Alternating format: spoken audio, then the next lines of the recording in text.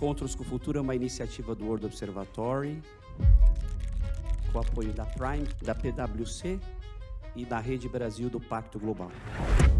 Em nenhum outro lugar do mundo faz tanto sentido discutir a relação entre o bem-estar das pessoas e a saúde do planeta. Ter vocês nessa casa discutindo um assunto tão importante, isso é fantástico. Com esse olhar, como que a gente consegue contribuir aí com um futuro que seja mais sustentável? Eles querem uma empresa inclusiva, eles querem uma empresa diversa, eles querem uma empresa preocupada com o meio ambiente.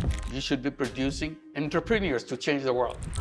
O grande compromisso da Toyota é com a descarbonização, e acho que foi um tema que os meus colegas aqui também comentaram. Shell, Instituto Brasileiro de Petróleo, Raizen, Odontoprev, São Marché, a Embrapa. Academia se juntam para pensar numa outra alternativa, né?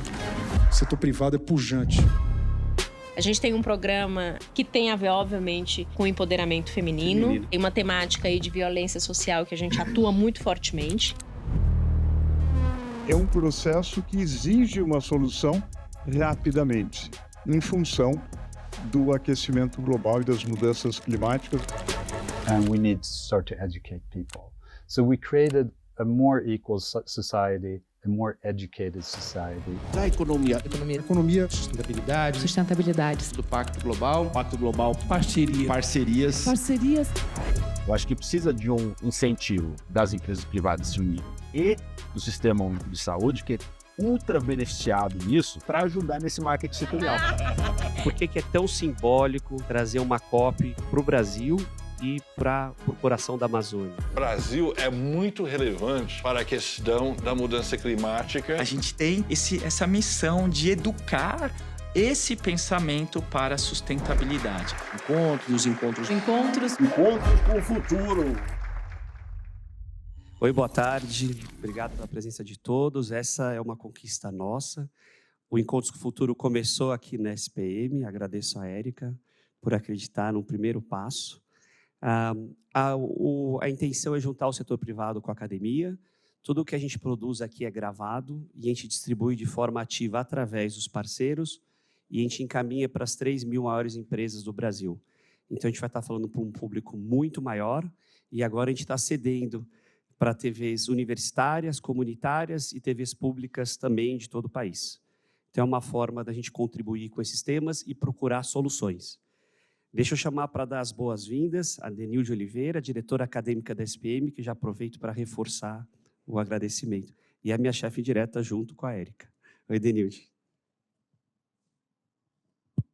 Oi, boa tarde a todos e a todas. A chefe direta, só um detalhe. É um prazer para nós receber o evento, o Encontros com o Futuro. É uma iniciativa que eu agradeço muito ao Pedro e à Érica por terem iniciado e conduzirem tão bem todos esses debates. Um papel da universidade é fazer esse debate entre diferentes atores e se aproximar do setor privado, está no DNA da SPM. Então, para nós é sempre muito importante ter esse diálogo, conseguir avançar nas questões que são importantes hoje, não só no Brasil, como no mundo. E essa é uma temática que todos nós reconhecemos aqui, o quanto ela é relevante e o quanto o Brasil pode contribuir para ela. Então, para nós, ficamos muito felizes em poder também participar desse debate e contribuir com estudos, com pesquisas, com aulas, para educar, mas também para avançar na solução e conseguir ter um futuro ainda melhor. Acho que esse é o objetivo aqui desse debate. Então, desejo um bom evento e muito obrigada por terem se deslocado numa cidade como São Paulo e estarem aqui hoje conosco. Obrigada. Obrigado, Denise. Obrigado. Vamos lá, pessoal. A gente vai passar um teaser do Carbon Free, que é um documentário que a gente está exibindo em canais e plataformas do Grupo Globo, Band, Record, SBT, TV Cultura. E depois a gente vai para o primeiro painel. Vão ser 3 painéis, então a gente vai ter muito assunto para debater. Vamos lá. O que tem a ver floresta com mudança climática? É muito difícil falar sobre esse assunto. Nem me fala. Por que a gente atribui valor econômico aos bens da natureza? Porque... Você pode comprar isso? Não, a ideia não é comprar, mas a ideia é que as pessoas enxerguem que a natureza tem valor. O sequestro de carbono é um fenômeno muito importante para nós entendermos os caminhos que a gente tem que percorrer para solucionar alguns problemas importantes que o planeta tem. Onde todo mundo fala da Amazônia, né, desmatamento, apontando o dedo para o Brasil, né, vamos pensar um pouco como nós podemos mudar isso. O que eu aprendi enquanto comunicação é que o rádio é uma ferramenta para a sociedade, é uma ferramenta à disposição da sociedade. Então, você fazer jornalismo pelo rádio, você está à disposição da sociedade. Nós sabemos tudo que está causando, é só olhar a destruição da Amazônia, a destruição das florestas na Indonésia, enfim, as diversas coisas que estão sendo feitas, desertificação, etc. Tudo isso a gente está cansado de conhecer, temos volumes acumulados sobre os processos. Né? Essa é uma mensagem que eu acho importante para todo mundo, inclusive para nós como pessoas físicas. Né? Tem coisas que não precisa começar a fazer para mudar esse mundo. Você tem que evoluir, tem que fazer. Gente, o que está acontecendo? Onde vocês estão? Que planeta vocês vivem? Vamos embora, companheiro. Não, agora... Não, mas a gente está fazendo isso porque a gente acredita, né? Obrigado ao Matthew, o nosso grande promoter da mudança climática no Brasil. Matthew, que dirigiu a National Geographic, que dirige hoje o World Observatory, e fala disso antes de começar a mudança climática. Antes de ser chique... E antes a gente achar que era importante.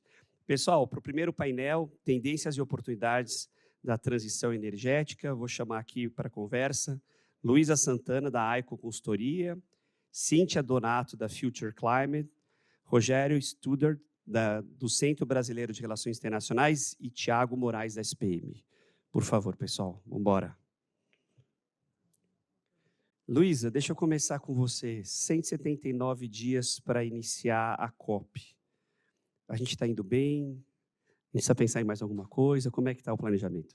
Bom, primeiro, boa tarde, pessoal. Boa tarde a todos, colegas aqui. Pedro, obrigada pelo convite. Olha, falta muito pouco, né?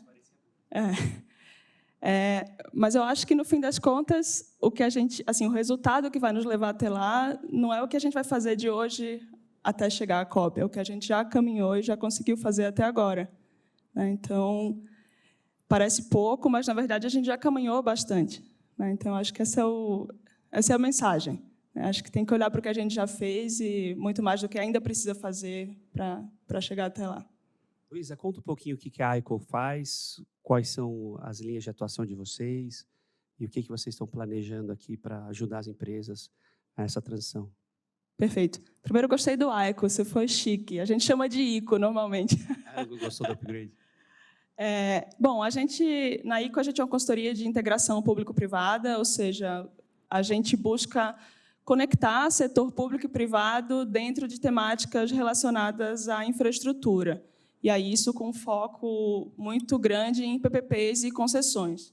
Ou seja, a gente atua desde a etapa de planejamento dos projetos, modelagem desses projetos, até a gestão contratual, e aí nesses contratos que são contratos de longo prazo, né, entre poder público e privado, para setores diversos. Então, a gente tem atuado aí em rodovias, saneamento, ativos verdes, energia, enfim, uma miríade de temas, sempre com esse olhar de que o projeto ele tem que ser visto sob um olhar multidisciplinar.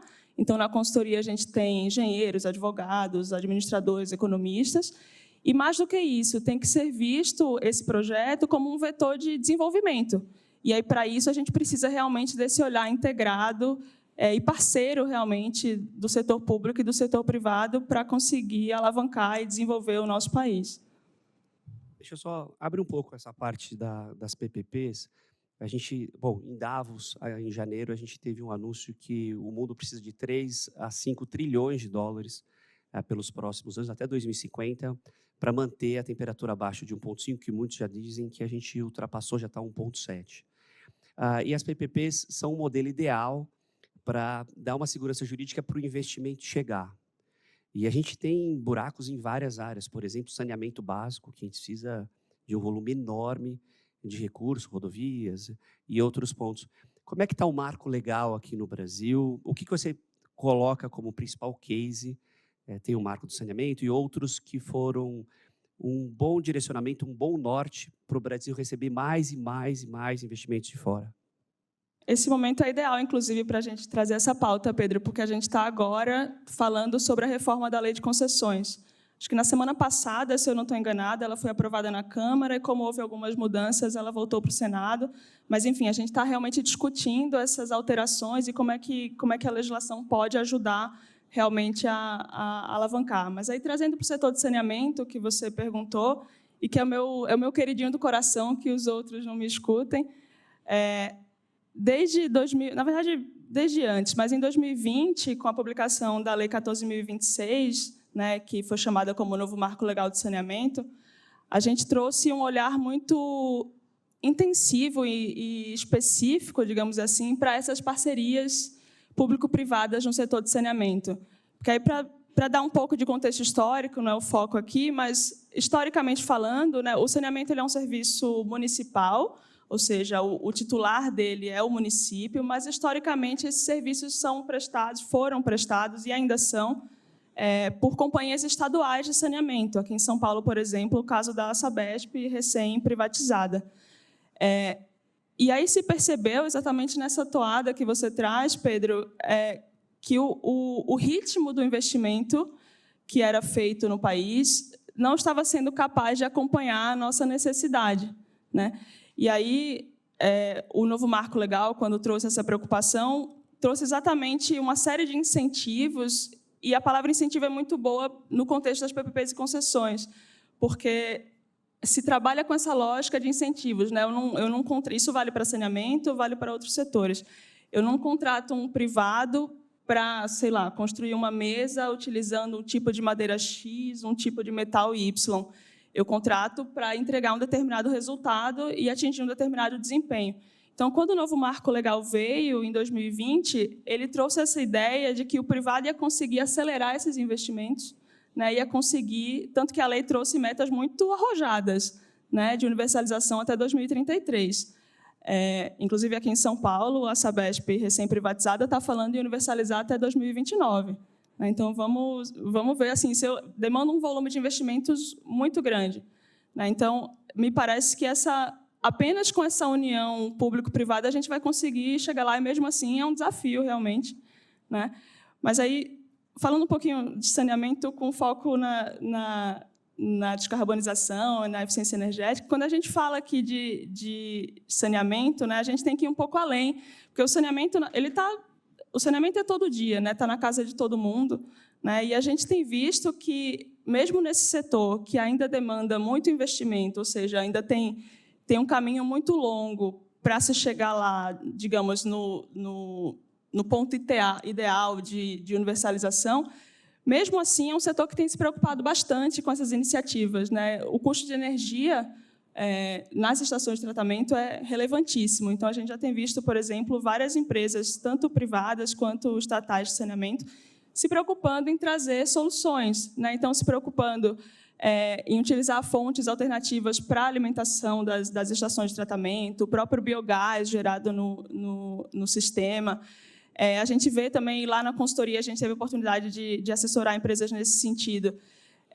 No processo de saneamento, aí, desculpa se eu estou chovendo no molhado, me perdoem aqui os sanitaristas se eu cometer alguma atecnia, mas numa das etapas do processo de tratamento do esgoto, você gera lodo como um resíduo, um subproduto. E aí tem se utilizado, hoje em dia, esse lodo como insumo em processo produtivo, para gerar fertilizante, para gerar energia. Então, o setor de saneamento tem também capitaneado aí muitas mudanças interessantes nesse tema aí da descarbonização e da eficiência. Então, eu poderia ficar horas aqui falando de saneamento, mas eu vou devolver para você.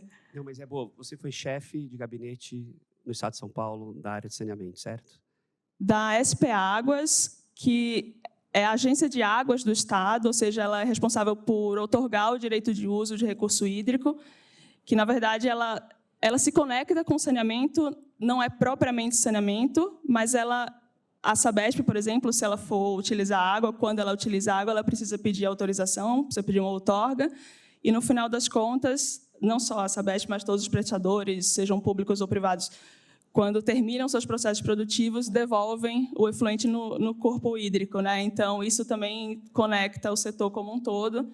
E, enfim, só para responder sua pergunta, não era propriamente no setor de saneamento, mas intrinsecamente relacionado com ele.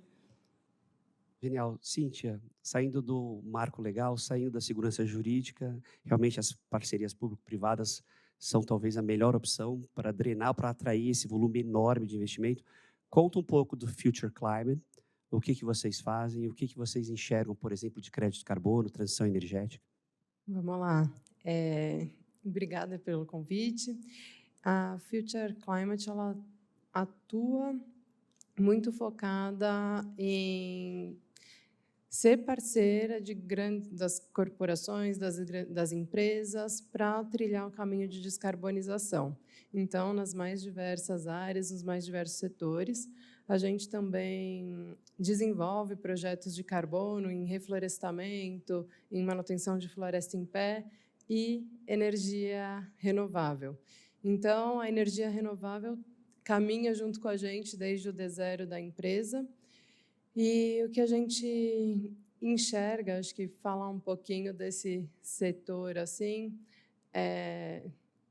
o setor de energia no Brasil, se comparado com o mundo, ele já tem um cenário mais positivo. A gente, pela vantagem, né, de lá atrás ter a possibilidade de ter construído as hidrelétricas, que hoje em dia não tem mais, então a nossa matriz acaba sendo uma matriz muito limpa, enquanto lá fora a gente tem uma matriz de 15% da energia elétrica mesmo, né, na matriz energia elétrica renovável, a gente aqui vai ter isso em 50% na matriz, perdão, não na elétrica, na matriz energética. E na elétrica a gente ainda tem uma vantagem maior por conta das hidrelétricas, que foram a nossa base, e a gente consegue ainda ter o crescimento, né, das demais energias renováveis. Então, é nesse campo que a gente atua, assim.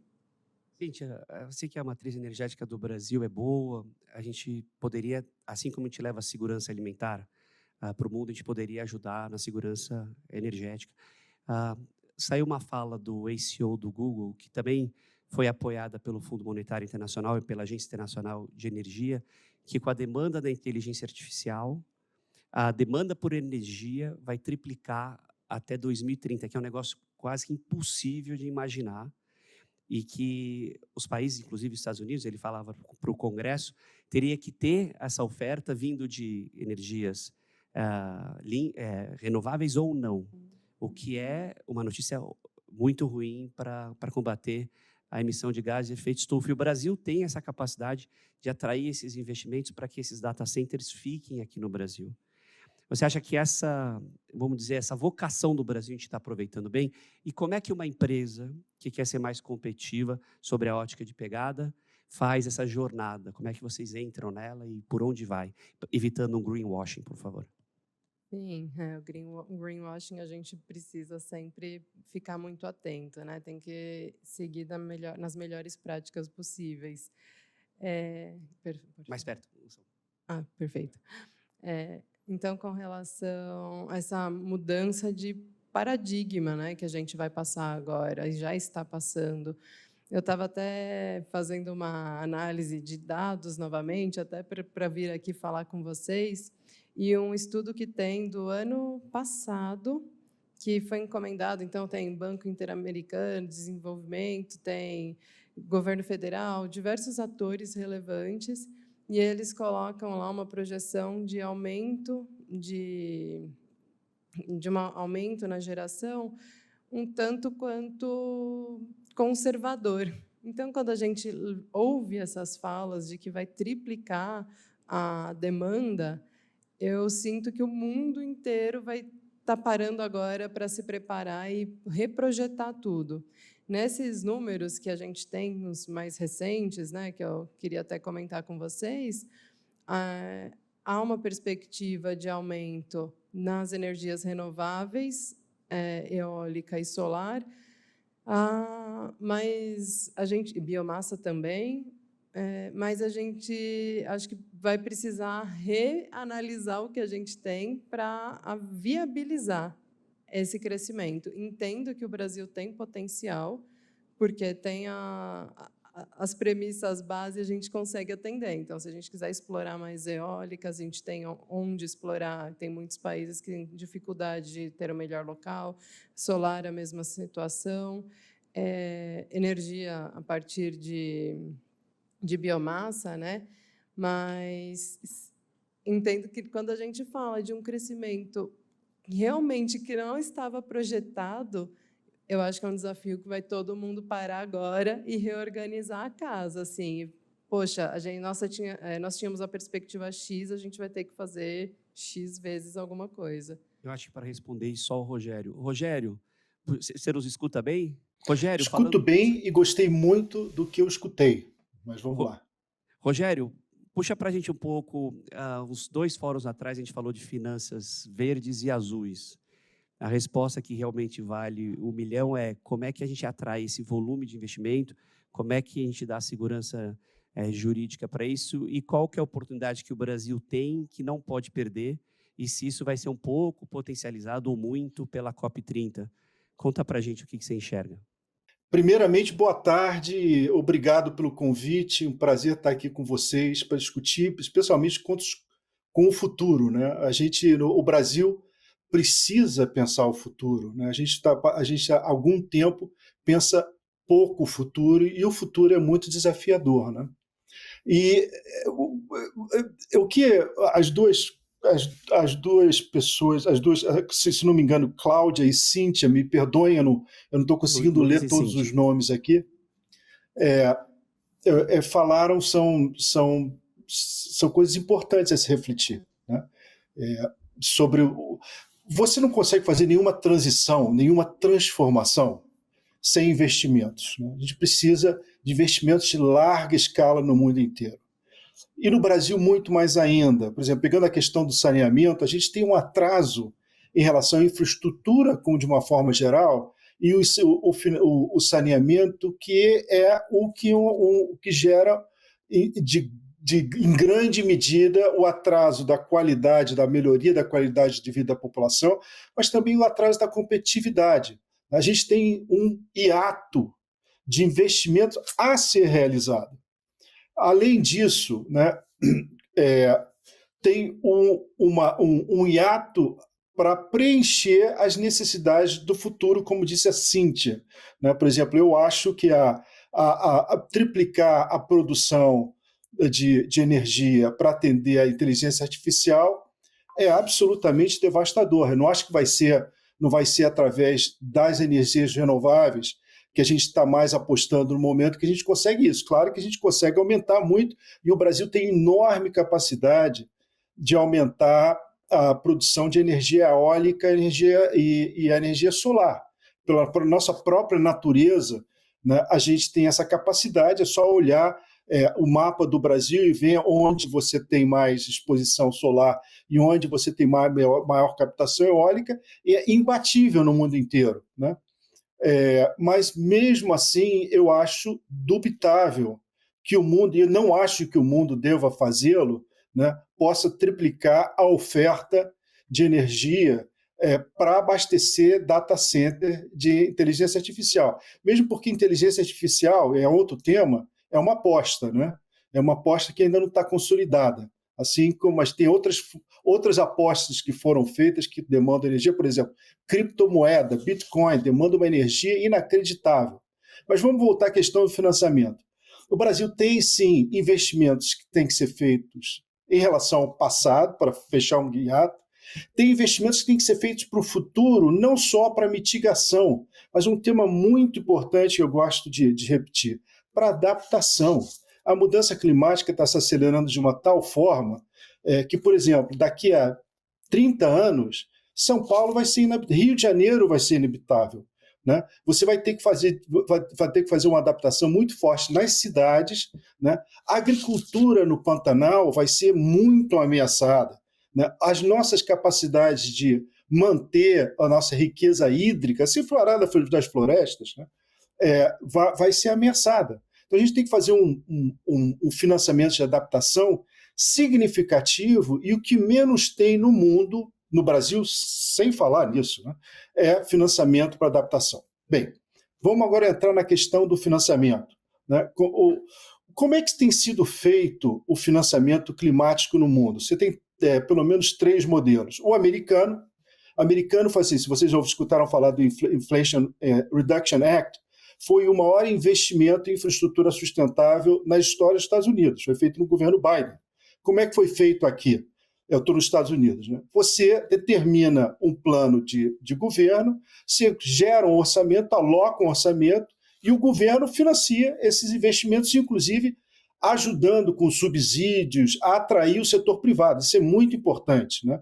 Por exemplo, investimento em carros elétricos. Você tem uma série de subsídios aqui. A Tesla tem um enorme subsídio para produzir carros elétricos, e o consumidor também, né? Quanto mais aumenta essa produção, mais subsídio aumenta, né? Você tem um modelo, por exemplo, europeu, em que você, na verdade, utiliza um híbrido, mas o híbrido é muito engraçado. Por exemplo, o mercado, existe uma taxa, o pessoal que acha que é um mercado de carbono, mas você tem uma taxação sobre o máximo de emissão de carbono das empresas.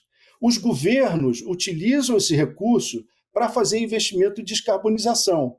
E isso, evidentemente, o setor privado é convidado com investimento subsidiado, com financiamento muito subsidiado a fazer isso. O modelo chinês, então, é completamente diferente do que a gente que eu acho que a maioria do brasileiro imagina, né? Você tem um sistema integrado em que tem orçamento público, grandes bancos públicos e grandes empresas públicas chinesas que estão articulados para movimentar não só o financiamento da transição ecológica, mas também da criação de toda a indústria de tecnologia verde no mundo, né? Na China e também em grande parte do mundo, né? Então, estão fazendo um processo de transição muito acelerado. Eu acho que o Brasil vive um momento muito complicado, que eu queria chamar a atenção sobre isso, né? Por quê? Porque a gente tem um setor público que tem uma capacidade muito limitada de financiamento. Estou falando do federal, mas também estadual e municipal. Estadual e municipal nem se fala, né? É uma armadilha macrofinanceira que deixou a gente com recursos que são muito parcos para as necessidades de financiamento do passado, muito menos do futuro. E isso gera um outro problema, que é a atração de capital privado, né? Você utiliza o recurso público não só para financiar investimento público direto, mas para criar os incentivos e para subsidiar a atração do setor privado, né? Você também utiliza o recurso público para ajudar, para fortalecer bancos como o BNDES, o Banco do Brasil, etc., a alavancar o seu financiamento e trazer o setor privado. Então, a gente tem uma situação de limitação de financiamento público que leva também uma enorme limitação de atração de recursos privados. E qualquer executiva sabe, quando você pergunta, olha, eu vou fazer o investimento, tudo bem. Quem é que implementa investimento e quem é que financia? Então, no Brasil está com uma sinuca de bico muito significativa, a gente tem que chamar a atenção para isso. Desculpa eu ter me estendido. Não, Rogério, foi ótimo. Você fez um tour com os 3 principais parceiros comerciais do Brasil, Estados Unidos, União Europeia e China, e trouxe aqui para a nossa limitação de investimento público. A Luísa comentou um pouco da importância das PPPs aqui no Brasil, que são uma das poucas saídas. Só que eu queria dividir com você, Rogério, a gente tem uma dificuldade de securitização desses investimentos com os extremos climáticos. E inibe, nenhum investimento vem se você não tiver como, né, criar uma garantia ou criar um seguro que cubra isso, seja no agronegócio, ainda bem que a gente tem as cooperativas de crédito e produção, seja na indústria ou nas cidades. Como é que você vê nesses outros países a gente resolvendo essa questão desse binômio seguro, investimento, já que no Brasil não dá para contar muito com o público e o custo do capital é alto. Então, atrair de fora e dar segurança jurídica e seguro. Como é que os Estados Unidos, por exemplo, tem feito com a costa americana em relação aos seguros de imóvel? Olha, o que está acontecendo no setor de seguros dos Estados Unidos é que ele está saindo das áreas que têm mais impacto climático, né? Esse é um drama. Na verdade, você está tendo uma crise do setor de seguros nos Estados Unidos em áreas como, por exemplo, que tem muita exposição a fogo, ou então que tem exposição à subida do nível do mar, por exemplo, a Flórida. A Flórida, você hoje em dia paga níveis de seguros muito elevados, muita gente está saindo da Flórida por causa disso, né? Os preços também vão começar a cair. A solução não é simples, mas, sem dúvida nenhuma, nos Estados Unidos, o que vai acabar acontecendo é que o Estado, o governo, vai entrar ou no seguro diretamente, ou então vai criar subsídios para manter níveis de prêmios que sejam suficientes para segurar essa crise, né? Eu só chamo essa atenção porque isso aqui acontece nos Estados Unidos, que é o país mais capitalista, é a imagem do capitalismo. Na Europa nem se diga, quer dizer, você está criando sistemas de seguros, garantias, é financiamento público, né? Uma grande parte disso aí é financiamento público, o que permite, paradoxalmente, a você atrair mais investidores e financiadores privados.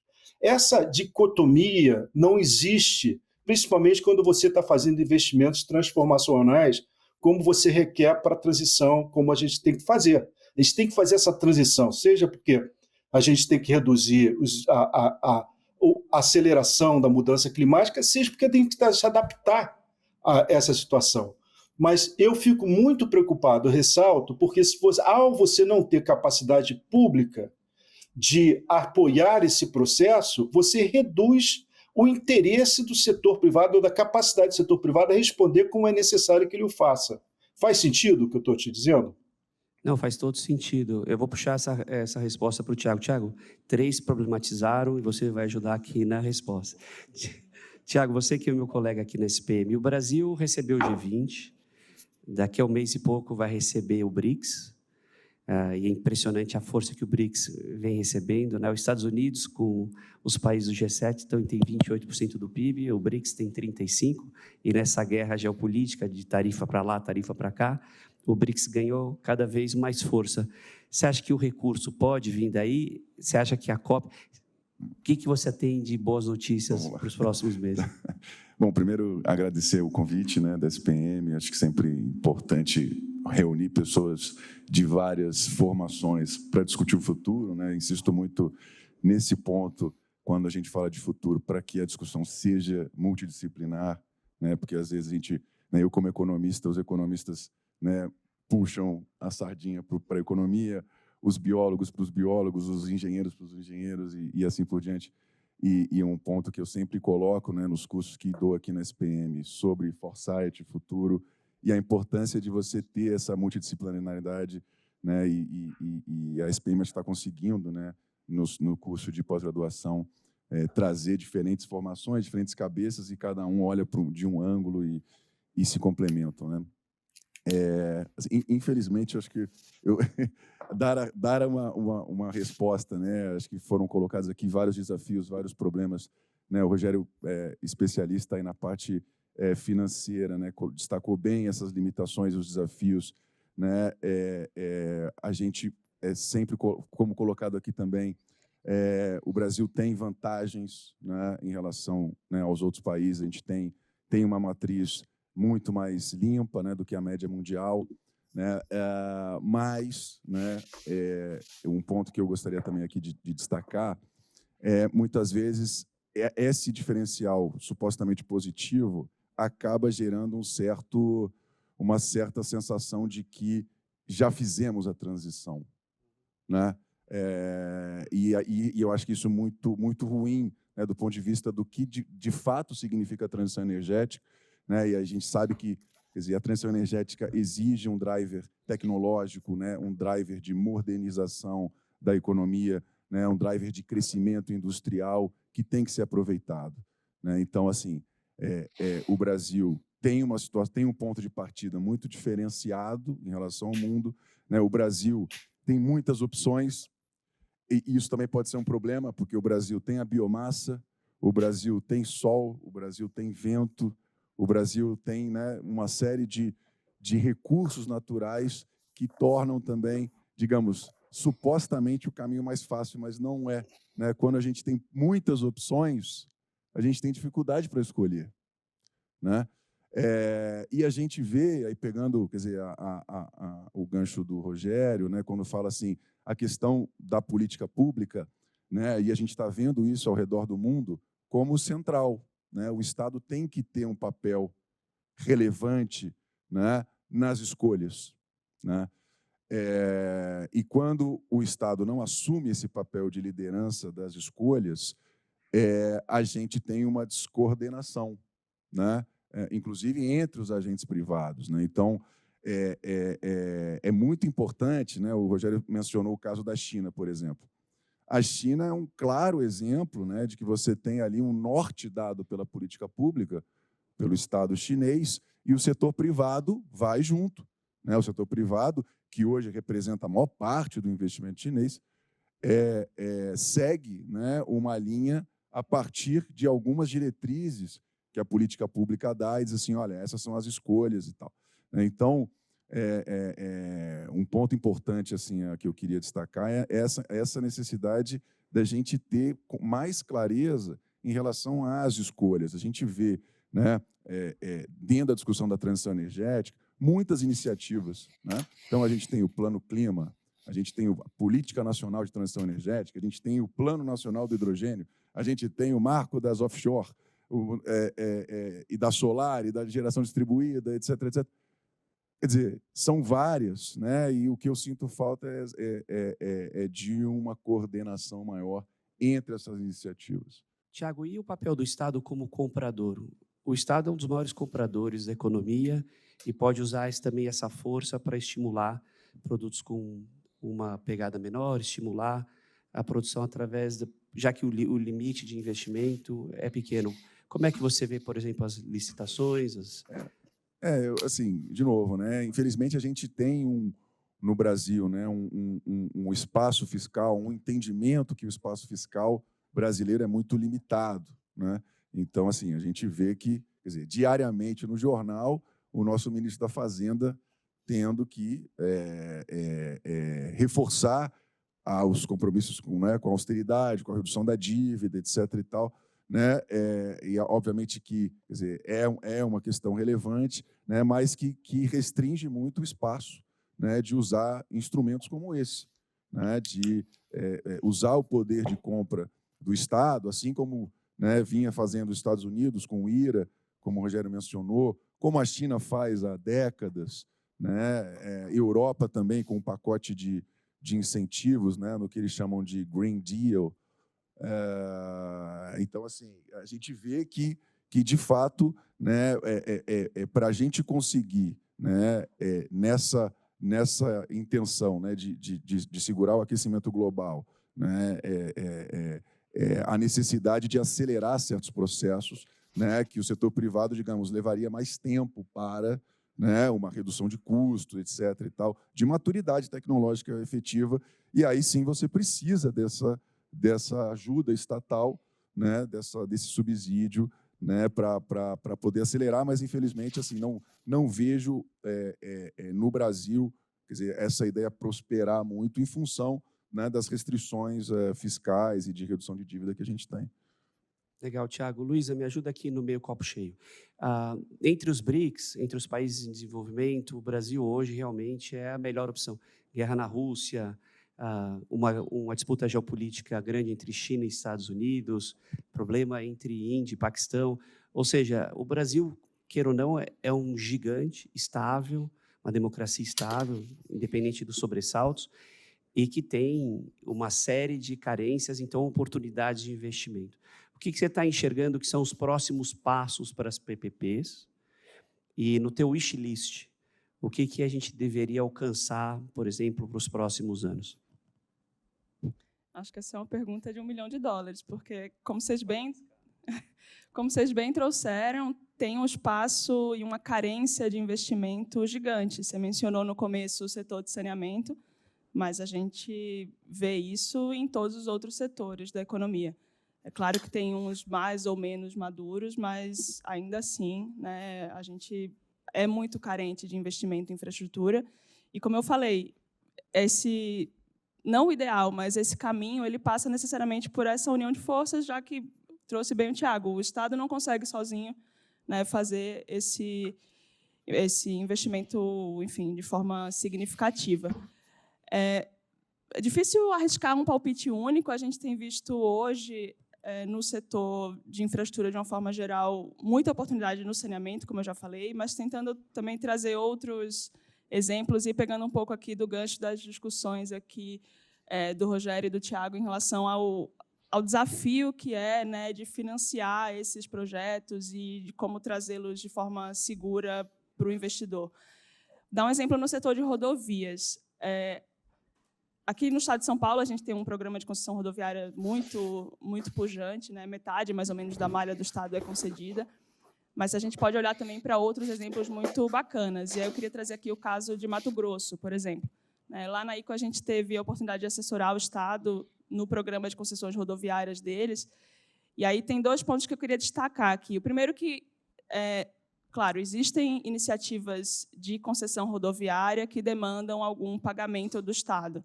A gente chama isso de concessão patrocinada, né, em que o privado ele se financia por meio... Se financia não, o serviço ele é custeado por meio de tarifa e pagamento do poder público. Mas, em geral, na maior parte dos casos, a gente consegue fazer bons projetos de concessão rodoviária sem custeio estatal, né? O privado recebe as tarifas.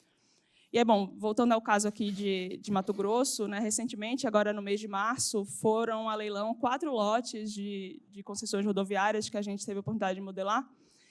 E a gente trouxe uma questão interessante nesses projetos que eu acho que conversa um pouco com o que o Rogério e o Tiago trouxeram. Quando a gente fala em investimento, isso está muito associado a risco, né, do ponto de vista do investidor. E aí, quando a gente fala no mercado securitário, da mesma forma, né? Se eu não tenho um dimensionamento adequado do risco daquele projeto, obviamente ele vai se tornar mais caro, muitas vezes até inviável do ponto de vista ou do financiador ou do segurador. E aí a gente trouxe um mecanismo interessante nesse contrato que a gente tem também visto em outras oportunidades, que é você... Pensando aqui no risco climático, por exemplo, né? A gente viu o caso aí do Rio Grande do Sul, por exemplo, em que operações inteiras de concessões ficaram paradas por meses. O caso, por exemplo, do aeroporto, né, de Porto Alegre.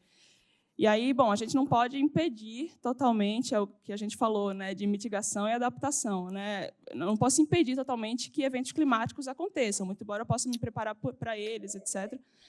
Mas os contratos podem também ajudar nesse sentido. Então, lá a gente trouxe um mecanismo bem interessante de vincular parcela dessa receita que é gerada no projeto, e aí a gente criou toda uma estrutura de contas vinculadas, né, como escrow accounts, que você consegue destinar especificamente, meio que carimbar uma parcela daquele recurso para investimento em resiliência climática, né? Então, eu acho que mecanismos dessa natureza ajudam, tanto do ponto de vista da segurança do investidor, do ponto de vista do mercado securitário, que ainda está entendendo, né, como é que se financia esse tipo, como é que se segura esse tipo de cenário, ainda é muito novo, né? Mas, voltando para a sua pergunta original, eu acho que tem oportunidades em todos os setores. Eu acho que o grande ponto é que a gente fala aqui de resiliência, eu acho que ela tem que ser entendida como uma premissa e como uma diretriz em todos os setores, e aí, observando-se isso, eu acho que a gente tem oportunidades enormes.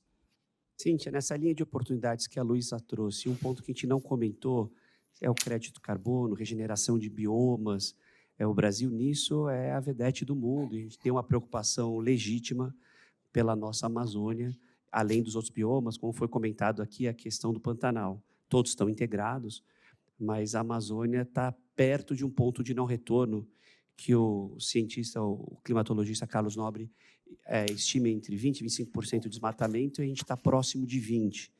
E ninguém quer testar, né, Mettel? Ninguém quer testar se a teoria está certa ou errada. Então, a gente está preocupado com isso. O que você vê de oportunidade de crédito carbono no Brasil e se tem uma tendência de se consolidar para fazer com que essas promessas de investimento cheguem, de fato, aos países em desenvolvimento, principalmente os tropicais. Perfeito. Indo um pouco iniciando, né, com esse tema de investimentos que vocês já abordaram, tem um interesse muito grande hoje em dia em reflorestamento. Então, você vê um movimento já acontecendo, muito dinheiro privado, mas também algum de projetos, por exemplo, BID, né, e outros fundos, Fundo Clima, enfim, eles também estão financiando esse tipo de projeto. Então, muito focado nessa questão do crédito de carbono de remoção. Porque a gente tem o problema do desmatamento, a gente conseguiu, no ano passado, dar uma boa reduzida, né,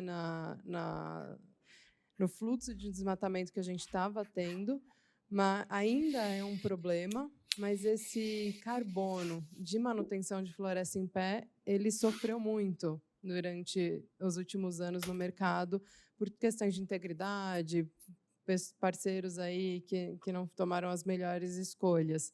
Então, também as certificadoras, enfim, balançou muito, né, esse cenário todo do crédito de carbono de desmatamento evitado. Então, tem sim sido visto e tem chegado esse investimento. Ele ainda não é tão arriscado. Qual que é a minha dor, assim? Aqui abrindo um pouco, não que a Future pensa, mas também um pouco do que eu vejo. Quando você fala de reflorestamento, você está colocando uma camada gigantesca de variáveis para aquilo não dar certo. E o reflorestamento é a parte mais cara de geração de crédito de carbono. Então, você precisa de um recurso alto de início, que pode demorar o crédito de carbono a começar a ser gerado em 5, 7 anos, ou não ser gerado, ou demorar, ou ser gerado em outros volumes. Então, esse dinheiro está vindo com uma necessidade de garantias muito altas. Então, isso também eu acho que eu estou enxergando como um ponto que segura um pouco a agenda. O dinheiro está aí, mas estão querendo um nível de segurança que eu acho que ainda não tem como garantir, mas eu vejo que esse movimento está acontecendo. Não, que bom. Cíntia, para fechar, Rogério, diz para a gente a visão internacional. Em Davos, o secretário-geral, Antônio Guterres, disse desse recuo dos bancos e dos fundos de investimento, inclusive chamou eles de covardes, e de falta de visão de futuro e visão de ciência, quanto a apoiar ações para redução de emissão de carbono e estimular, fomentar novas iniciativas e a ciência de base. O que você vê de apetite internacional que deve chegar aqui para o Brasil, estimulado ou não pela COP30, mas com base nas nossas vocações? Se apostaria no quê para os próximos anos? É hidrogênio verde, é mais investimento em renováveis, é transformação de setores industriais? O que você enxerga? É uma pergunta complexa, mas eu vou tentar ser o mais sucinto possível. Primeiro, estou totalmente de acordo com o que falou a Luísa e a Cíntia sobre os desafios que a gente está enfrentando, né? E sobre por exemplo, você tem um potencial muito, muito grande de mercado de crédito de carbono. Eu estou tentando focar isso aqui, é o que eu estou querendo mostrar. Eu queria dizer uma coisa que é anterior ao que eu vou dizer agora. Pode parecer um pouco pessimista o que eu falei, né? Mas não é de forma alguma. O Brasil tem um potencial inacreditável de aproveitar uma transição ecológica a nível nacional e a nível global. Porque a nível nacional, a gente não só tem o capital, o patrimônio natural necessário para fazer uma rápida transição ecológica. A gente não precisa muito para fazer isso. Na verdade, o Brasil, por exemplo, para descarbonizar, basta ter um controle do uso da terra, evitar o desmatamento para descarbonizar, né? Para a gente fazer investimentos em adaptação, a gente pode investir em infraestrutura que seja mais resiliente às mudanças climáticas, né? A gente também tem um setor privado extremamente inovador, né, que está acostumado a viver no sufoco, essa que é a realidade. O setor privado brasileiro mata um leão por dia, então sabe muito bem como enfrentar a crise. Tem um setor financeiro sofisticadíssimo, tem um setor público bastante competente, bastante sofisticado, quadro público. Então, a gente tem total, se você olhar internacionalmente, são poucos os casos. Eu costumo falar que é como dizia o Frank Sinatra em relação a Nova York, a música, né? Se você não consegue fazer a transição ecológica no Brasil, you cannot make it anywhere, né? O Brasil é o caso que deveria absolutamente dar certo, né? A gente tem uma expectativa que o setor financeiro privado tem a obrigação de entrar como o secretário-geral disse, tem que a obrigação de dar a sua contribuição. O setor financeiro privado, ele lida com riscos, né? É muito difícil você lidar com você só tem uma certeza em relação à mudança climática, que ela vai ocorrer, mas os riscos embutidos, as incertezas em introduzir novas tecnologias, realizar uma transformação, seria historicamente sem paralelo que o setor privado tomasse a iniciativa. Você precisa que o Estado tenha uma liderança, o que não quer dizer que tenha o maior papel, todo executivo sabe que muitas vezes você pode liderar um processo, mas a grande contribuição vem das pessoas que trabalham com você. Eu diria que até é pequena a sua contribuição na liderança, mas você tem que dar a liderança.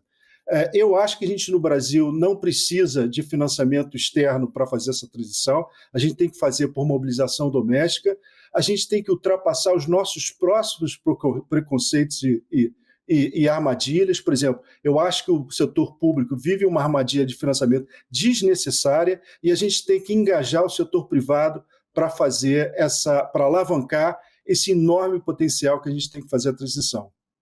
Não sei se eu fui claro, mas era a mensagem final. Não, foi ótimo. Vou agradecer aos painelistas, daria para ficar a tarde inteira. Obrigado, uma salva de palmas para vocês. Parabéns. Obrigado a vocês todos também. Vamos para o segundo painel. Obrigado a vocês. Energia renovável e descarbonização, com Andrews Stauffer. Daí você me corrige. Lembra na última vez, eu sofistiquei demais seu nome também. Quem mais? A Laura Guaitolini, da Schneider Energia, por favor. Poxa, daí vou ficar perto de você, espera aí. Laura, começando por você, a gente deu uma boa problematizada, um bom quadro geral. Quando a gente fala do setor privado, conta um pouquinho da Schneider para a gente.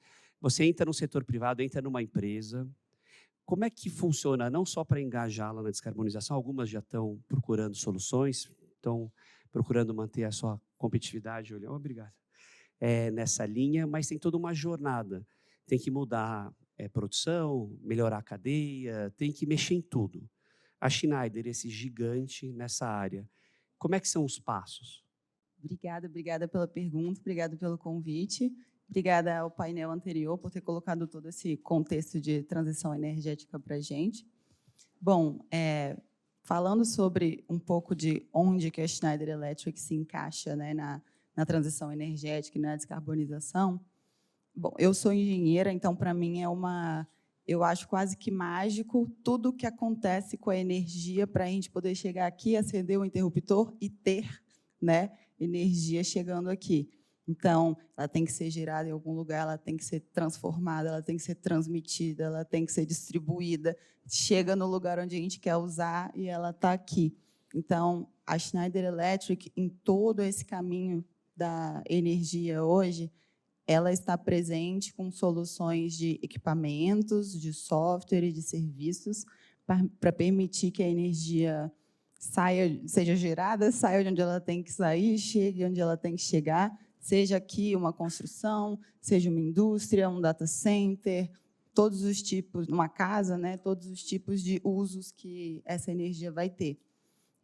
Então, a gente, na Schneider, fala bastante que a matriz energética do futuro e a transição energética está levando a gente para um futuro que é 3Ds e Então, ela vai ser mais digitalizada, vai ser mais descentralizada e vai ser mais descarbonizada e mais eficiente, né?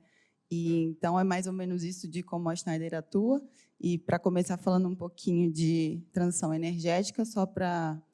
matriz energética é tudo, todos os tipos de energia e não só eletricidade. Então, eletricidade é uma parte, a matriz energética, mas a transição energética, a forma como eu vejo também, é a gente questionar todos os modelos e conceitos que nos trouxeram até aqui. Então, a gente tem várias decisões que a gente tomou como sociedade e economia nas últimas décadas e séculos de como as coisas funcionam.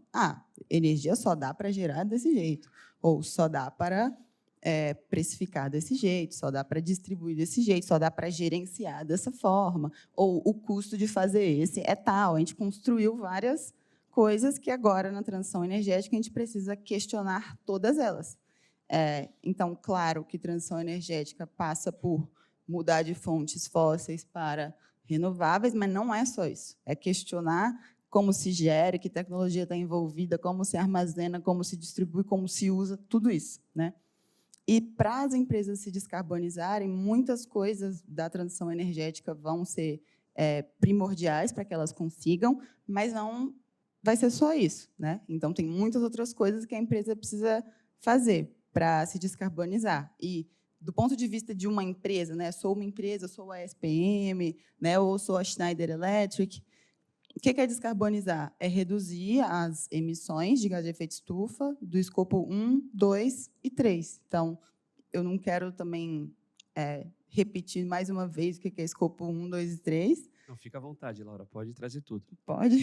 Tá bem. Então, o escopo 1 são as emissões diretas do controle operacional de uma empresa. Então, aqui, por exemplo, na SPM, onde a gente está hoje, se a SPM possui um veículo que funciona com gasolina, essa gasolina está sendo queimada, emitindo gás de efeito estufa na atmosfera, isso é uma emissão de escopo 1. A eletricidade também, que o edifício está consumindo, que vem do grid, né? Esse grid do Brasil, nosso grid elétrico, cada quilowatt-hora equivale a uma quantidade de CO2 equivalente. Então, ao consumir eletricidade, a gente também está emitindo no escopo 2. Isso é uma emissão indireta, mas relacionada à eletricidade. E tem todas as outras emissões, que são as do escopo 3, que também são indiretas, relacionadas a tudo que vocês possam imaginar. Então, tudo que existe, no caso da SPM de novo, por que a SPM existe? Esse prédio, o resíduo gerado aqui dentro, a eletricidade, todos os recursos naturais, a água consumidos aqui, as pessoas que se deslocam para vir aqui, tudo que é comprado pela organização, papel, tinta para pintar parede, serviços que são contratados, as obras que são feitas, tudo isso existe no escopo 3. Então, normalmente, o escopo 3, quando ele é calculado de forma extensiva, ele é o maior para várias organizações, né? De setores primários, de exploração mineral, indústria extrativista, talvez não, mas para a grande maioria, sim. Então, os desafios das empresas vão esbarrar em tudo isso, no que está no seu controle e no que não está no seu controle. Laura, vamos abrir esse ponto da eficiência, que a gente passou por vários momentos, mas pegando o gancho da Luísa, de água e saneamento, quando a gente acaba reciclando a água, vê a água como economia circular, a gente cria um segundo manancial.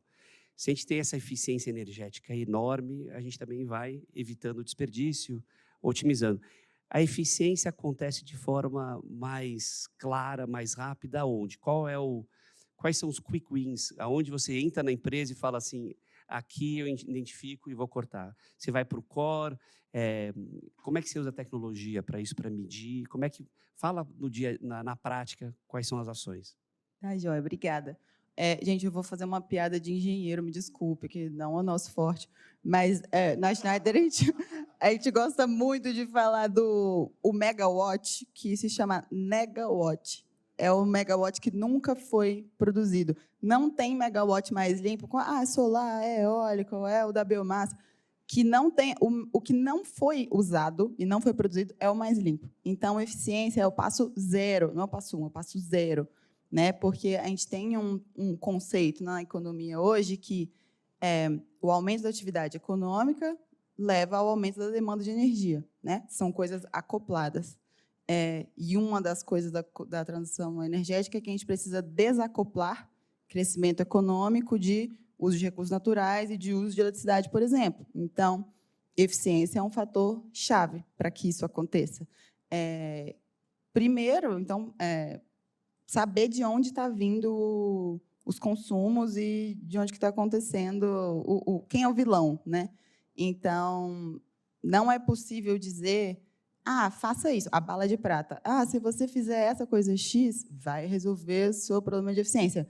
Com certeza é a caldeira, ou com certeza é a parte de iluminação. A gente precisa de ter dados, né, fiéis e que nos dê informação precisa de onde que estão esses consumos e onde, então, que são as prioridades para a atuação. Todo mundo quer que as primeiras ações sejam ações de eficiência que tragam retorno econômico também. Isso é ótimo, isso é natural. A empresa está começando, ela pode fazer uma ação que, se eu estou na minha linha de produção, eu torno ela mais eficiente, uso menos eletricidade, a minha conta vai ser menor, meu custo operacional vai ser menor e eu vou reduzir emissões. Ótimo, todos ganham, maravilhoso. Mas não tem como parar aí. Tem coisas que não vão trazer um ROI positivo ou vão trazer um ROI mais longo, que todas vão ter que ser feitas. Então, essas ações pode-se começar por esses ganhos de eficiência que estão na cara, né? Que a gente só vai saber quem são quando a gente for lá e medir e conhecer todos eles. E alguns, preferencialmente, para começar antes, para ir gerar um fluxo de caixa positivo, para reinvestir, para deixar todo mundo animado, mas não são todas as ações que vão ser assim, né? Mas tudo começa com um bom diagnóstico, vontade de agir. O duro é o investimento, né? Mas ele se paga ao longo. Andrew, conta um pouco para a gente da América Energia e o que vocês estão aprontando agora, olhando o COP e os próximos passos. Vamos lá. Bom, em primeiro lugar, boa tarde, Pedro, obrigado pelo convite e todos aqui, Laura. Na realidade, assim, a América ela tem alguns segmentos em que a gente atua. A gente tem geração, a gente tem gestão de energia. Nós somos hoje uma das grandes empresas de gestão de energia, com mais de 2.000 clientes corporativos no mercado livre e cerca de 5.000 de cativo e outros tipos de atuação. Geração, nós temos hidráulica, solar e eólica, nós não temos nada que não seja renovável. E temos uma área de infraestrutura, enfim, comercialização de energia, a gente tem alguns segmentos de atuação. Essa parte de... Eu queria até colocar um ponto, assim, eu ouvi atentamente o painel anterior, muito bom, e alguns pontos que eu queria trazer um pouco para a realidade do dia a dia e sair um pouco do campo das intenções e tudo mais, né? E eu vou começar dizendo, um tempo atrás, dei uma entrevista para um determinado veículo, a jornalista falou, bom, nesse setor, todos os desafios que tem, se o senhor fosse ministro, qual a primeira atitude que o senhor tomaria? Eu falei, bom, se eu fosse ministro, sim, um Tilenol, né? A primeira atitude seria tomar um Tilenol, porque, assim, não é simples, não é nada fácil arquitetar e colocar. E eu vou colocar alguns pontos aí. O desafio do Brasil, como já foi dito, é manter uma energia, a oferta de energia. Quando a gente fala de transição energética e melhorar tudo isso, nós estamos falando do consumo, de quem usa e de quem produz, né? Se a gente olhar pelo uso de quem consome, e a Laura colocou bem, né? O mais barato megawatt-hora é aquele que você não usa, né? Saiu, custou zero, né? Você, quando faz eficiência, a gente já viu isso na prática, troca de iluminação, lâmpadas, conforto térmico, ar-condicionado, etc. Você, quando faz isso, você desloca a curva para baixo. Mas dali para frente ela cresce. Não tem mais aonde você tirar ali, né? Você vai, se você conseguisse fazer 100%, você deslocou e ela continua crescendo. Primeiro ponto.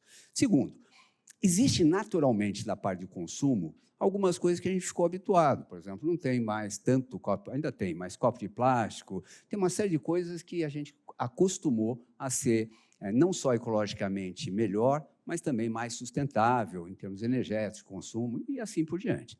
Do lado da oferta, a coisa complica terrivelmente. Muito, né? O Brasil tem hoje 83% da sua oferta de energia elétrica sendo renovável.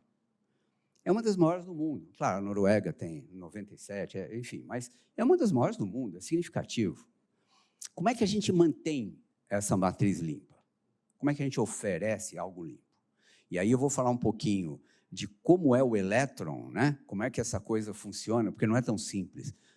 Por incrível que pareça, a energia solar é diferente da eólica, é diferente da térmica, da nuclear, da hidrelétrica, porque tem características da fonte diferentes. Uma é evidente. Não é de madrugada que nós vamos ter energia solar.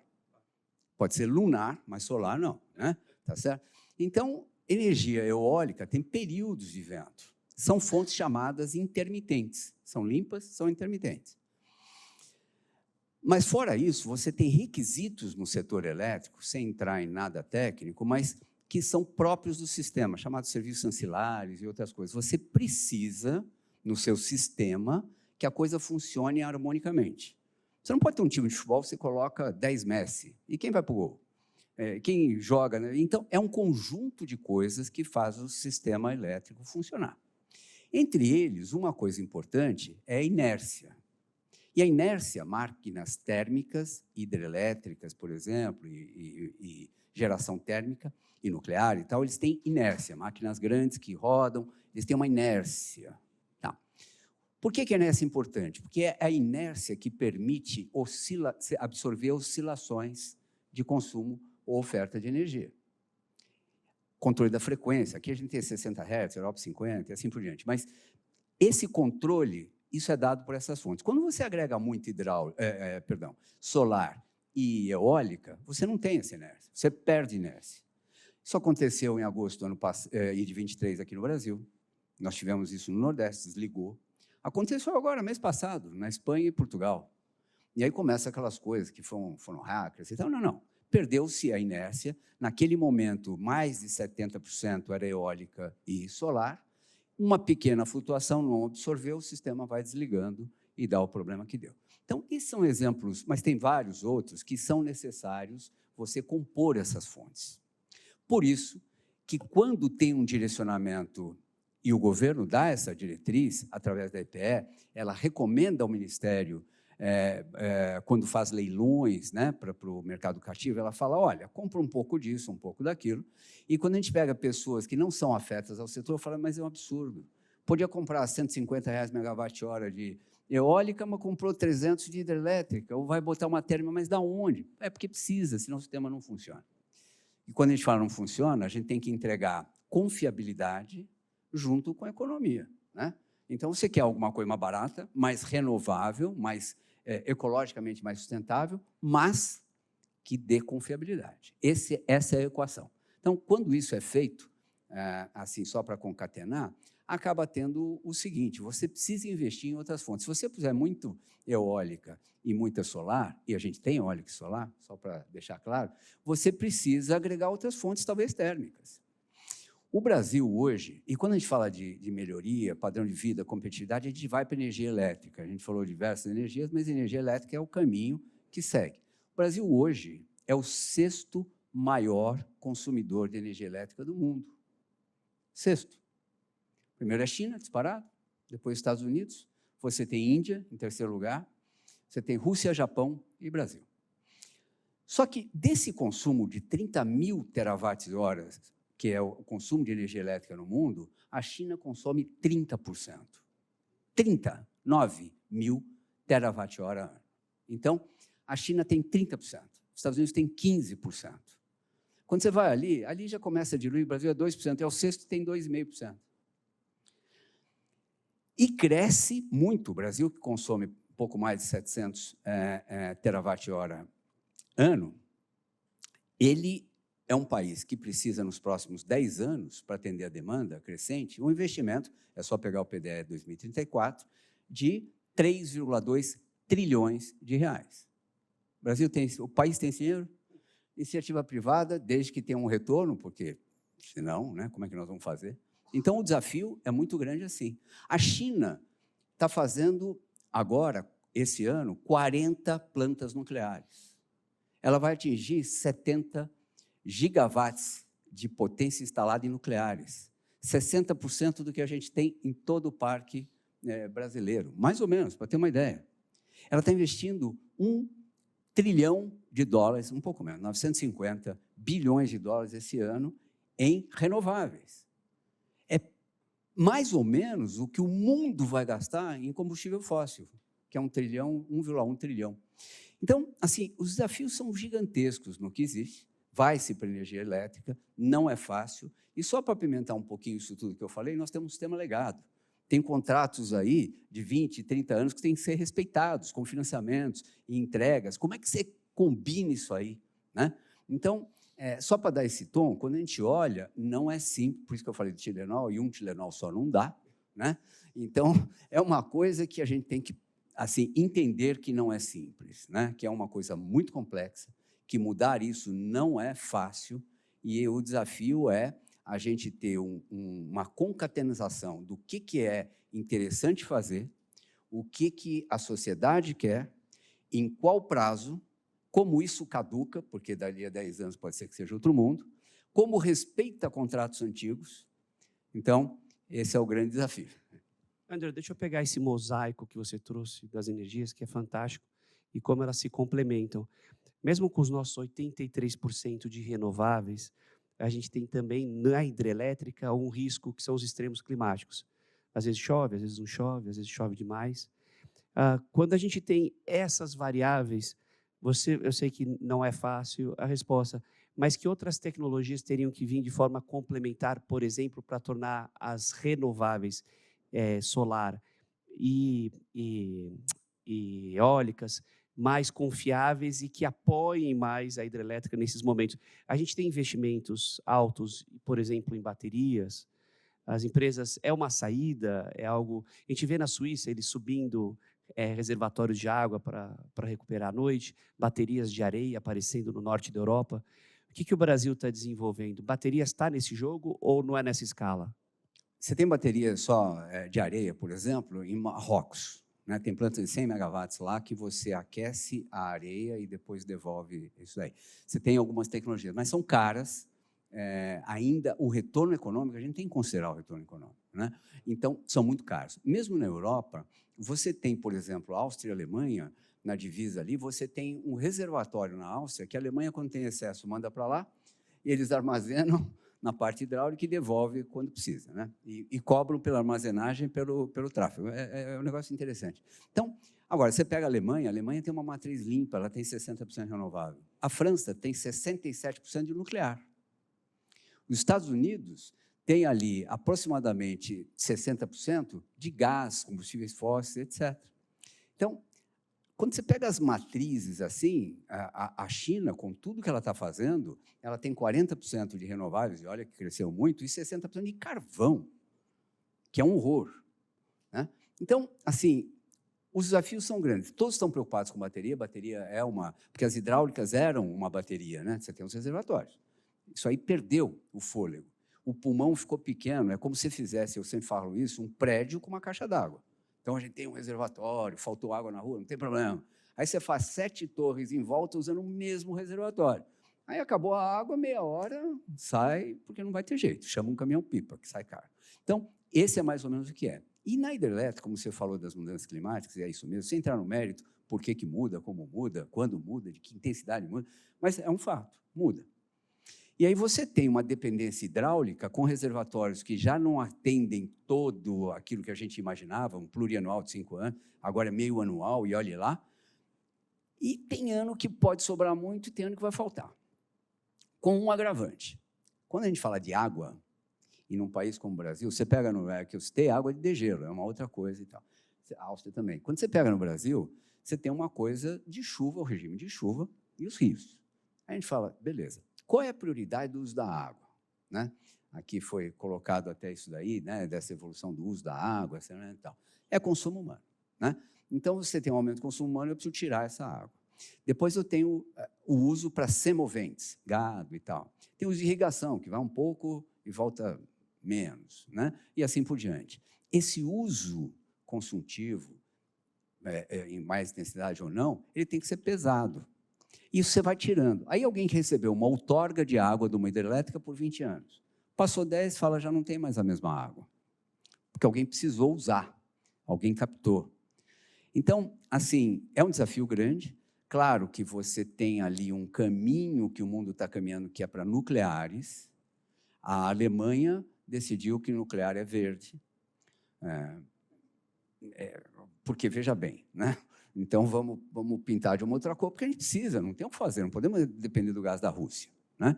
Então, olha, vamos botar nucleares, a França já tem, historicamente, é motivo de muita discussão. Como eu falei, a China, que está chegando em 70 gigas de nucleares. Porque o nuclear você põe na base, ele dá estabilidade, tem uma série de benefícios do setor que permite aumentar. Bateria é outro, mas tem essa questão do custo.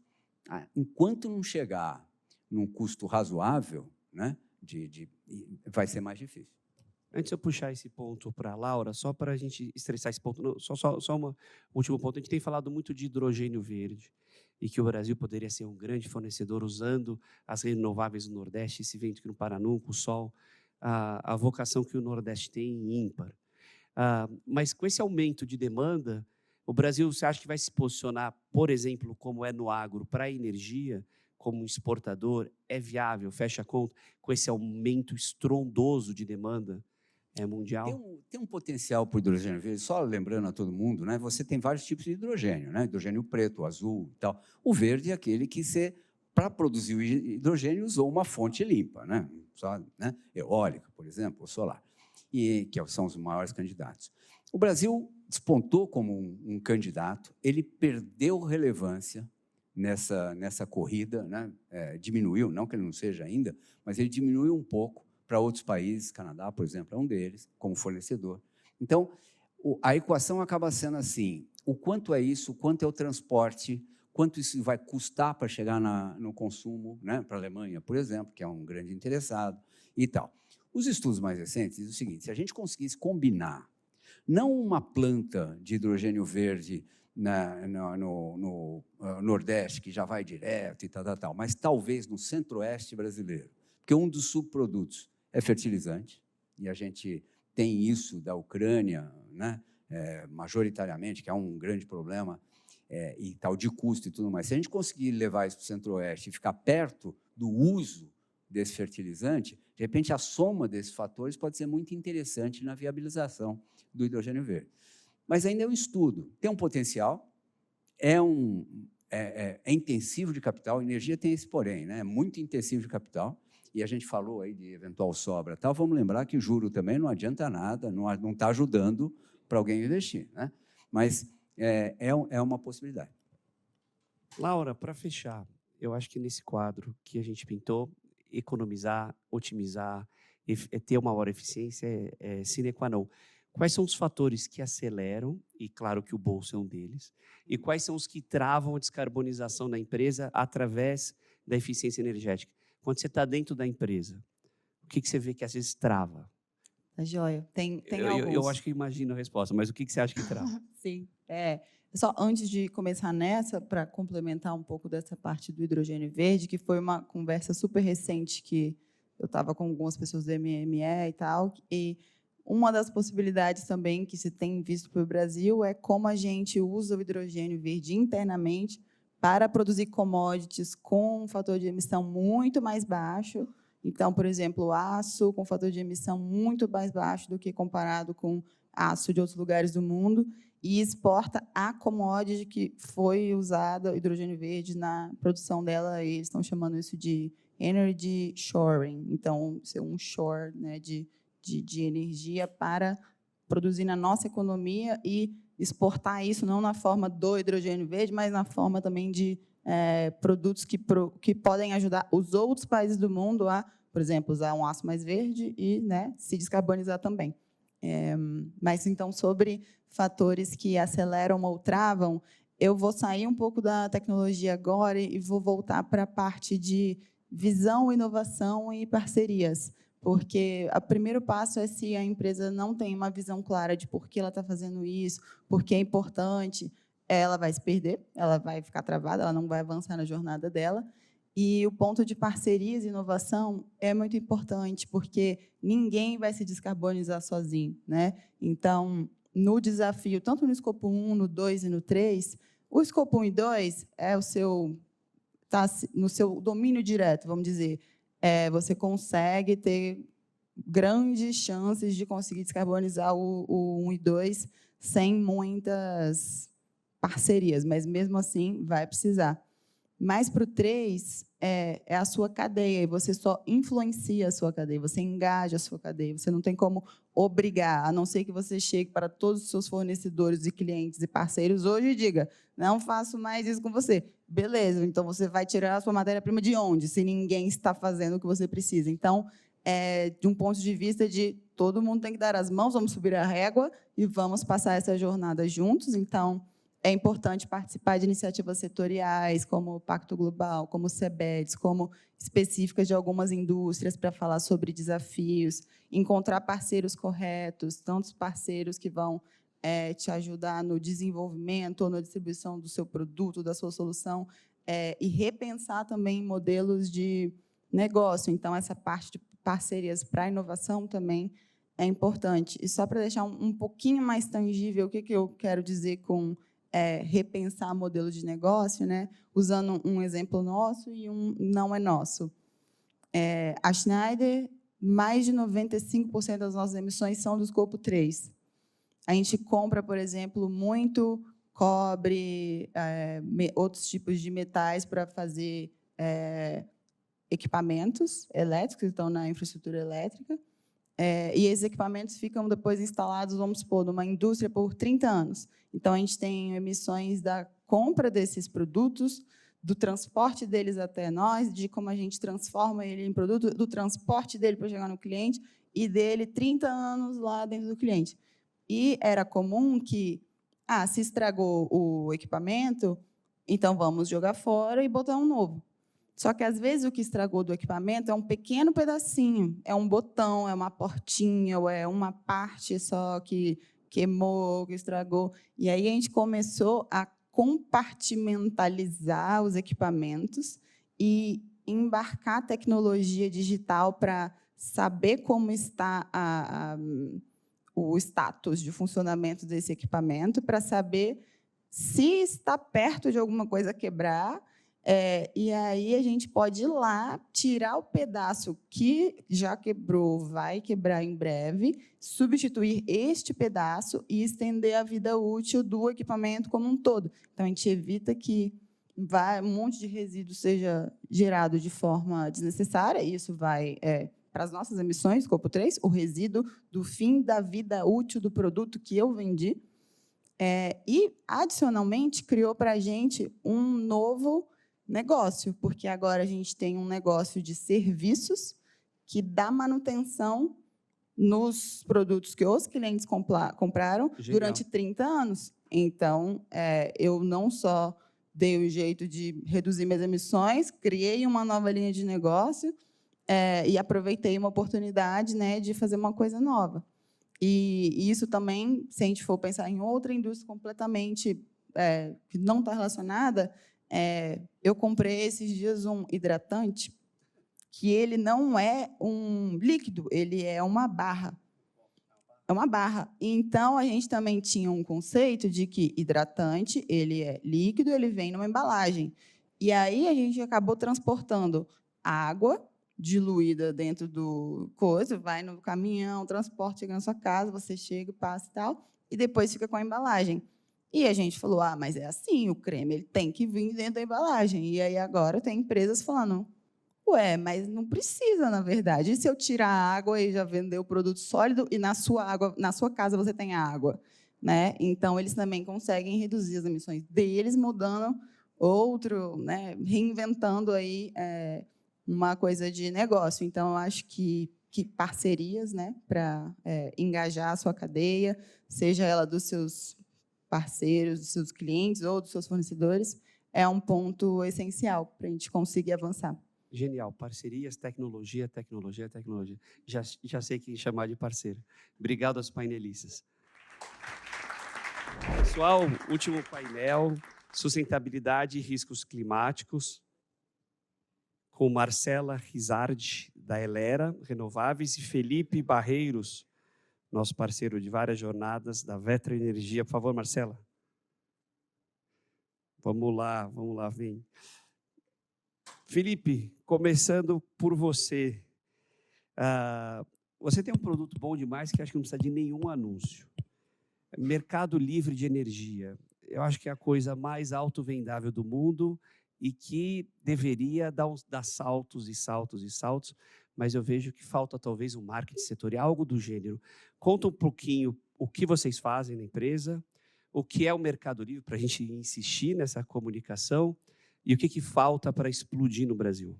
Não, legal, com certeza. Eu estava observando aqui o painel, e quando a gente fala de transição energética, sem falar de Mercado Livre, fica faltando uma lacuna aqui. Esse mercado, na verdade, ele não está quente, ele está borbulhando nesse momento. Acho que toda a notícia do setor é voltada para saber quando que vai abrir para todos os consumidores o famoso Mercado Livre de energia. Eu gosto de traduzir ele como portabilidade da sua conta de luz. O que isso significa? Lembra quando o Telecom, lá atrás, você tinha uma linha telefônica que às vezes custava o preço de um terreno, de um carro? E você, hoje em dia, você troca na banca de jornal, você consegue escolher um fornecedor por produto, o que ele te entrega ali agregado com esse valor, né? O Mercado Livre está caminhando da mesma forma. O que isso vai significar na prática para todos os consumidores? Você vai poder escolher um outro fornecedor com uma fonte limpa, mais renovável, com certeza, mais barata, e isso vai te incluir produtos, muitas vezes, nessa oferta. Então, é uma... Produtos? Que produtos? Produtos, a gente até conversou outra vez que eu vim aqui. Ele vai abrir uma oportunidade para você ter combos de produtos, como, por exemplo, você pode assinar uma conta de luz e ter Netflix embutido nela. Isso eu sei que é uma coisa nova para muitas pessoas, mas quando a Telecom abriu também era novo. E hoje a gente vê isso no nosso dia a dia. Então, eu brinco que na Alemanha, se você assinar, inclusive, um clube, Werder Bremer, como sócio, você ganha um pacote de energia, muitas vezes, vinculado a isso. Olha que tipo de inovação que esse mercado está trazendo. E é que nem você falou, esse é um mercado que ele está borbulhando, mas falta comunicação para esse consumidor final ainda. A gente já viu até algumas notícias novas saindo em veículos como o Jornal Nacional, que agora está começando a aquecer esse mercado, principalmente por conta do cronograma de abertura dele. 2024 abriu para pequenas e médias empresas. Então, hoje, um consumidor que tem acima de R$ 8.000 de fatura de energia, uma empresa, ele já pode escolher. E tem se discutido a abertura total do mercado em 2028. Gente, está logo aí já. Então, eu falo que a transição energética ela passa pela abertura total do Mercado Livre e essa possibilidade de escolha de um consumidor hoje que paga caro, sofre com oscilação hidrelétrica, com certeza, chove, preço de energia estoura, não chove, preço de energia cai. Então, a gente tem que realmente viver uma nova transição de mercado focado em ter desconto para o consumidor final. Só fechando aqui esse meu ponto, hoje uma empresa que ela migra para o Mercado Livre, muitas vezes ela tem 30% de economia na conta de luz. Você para pensar, o que será que ela está fazendo com 30%? Com certeza reinvestindo no negócio, contratando mais pessoas. Agora, olha o potencial social de você falar que as empresas vão estar tendo desconto na conta de luz e o consumidor final também. Então, com certeza, as pessoas vão consumir mais, vai ter mais emprego no mercado. Então, eu falo que essa é a pauta borbulhante hoje, que todo mundo quer saber logo quando que abre esse mercado aqui. Felipe, é tão genial e o Brasil é sempre early adopter em tecnologia. Você vê que o WhatsApp aqui explodiu. Tudo que é tecnologia, o Brasil, dá 2 dias, desponta como o primeiro ou segundo do mundo. O Mercado Livre, ele é tão bom que é difícil de acreditar. Vamos só aterrissar o conceito. Eu tenho uma micro e pequena empresa, eu vou lá, escolho o meu fornecedor. Meu fornecedor traz energia renovável, pode ter fornecedores que usam ou não usam. Eu tenho um preço estável, então não tem oscilação, por exemplo, das distribuidoras ou das fornecedoras tradicionais que estão ali no chove, não chove. E eu tenho economia nisso. Exatamente. O que eu preciso pensar? Para quem eu preciso ligar? Eu preciso discutir com a minha fornecedora atual e falar, não quero mais você? Ou quem faz esse papel? Dá o passo a passo. Não, legal. Acho que primeiro é entender como que funciona o modelo que a gente chama de mercado cativo. Hoje, todos nós aqui, pessoas físicas, nós somos cativos. A gente é obrigado a contratar energia da nossa distribuidora local. Se você está em São Paulo, a Enel, por exemplo. E ela acabou assumindo uma responsabilidade que ela é uma distribuidora. Ela deveria fazer a manutenção de distribuição local da rede. Só que quando você olha a fatura de energia de vocês, você vai ver tarifa de energia e tarifa de distribuição. Ou seja, ela tem 2 papéis. Ela compra energia para revender para você e ela também faz a manutenção local. Quando você migra para o Mercado Livre, você está negociando a sua tarifa de energia. Então, isso dá uma possibilidade de você contratar energia direto de um produtor, direto de um gerador. Eu tenho uns colegas aqui que também são geradores. Nós, da Vetra, nós temos um parque eólicos, né? É o principal ativo que a gente tem, pensando nessa energia mais estável, com um preço mais acessível para toda a população. Então, eu acho que o principal é as pessoas entenderem que, com o Mercado Livre, não tem mais bandeira tarifária, não tem mais essa questão de você não ter uma previsibilidade de custo, de como que vai ser o seu ano, pensando em uma empresa, quanto que ela vai gastar de energia dentro do ano. Então, ele realmente é um mercado brilhante. Eu brinco com as pessoas que, quando eu comecei em 2021, o meu maior desafio era que o cliente ele falava, peraí, você está sentando aqui, falando para mim que eu vou economizar, vou consumir energia limpa certificada, via REC, atingir o escopo 2 ali do GHG Protocol, sem investimento? Sim, você só está trocando a sua fonte para uma fonte mais barata. É genial.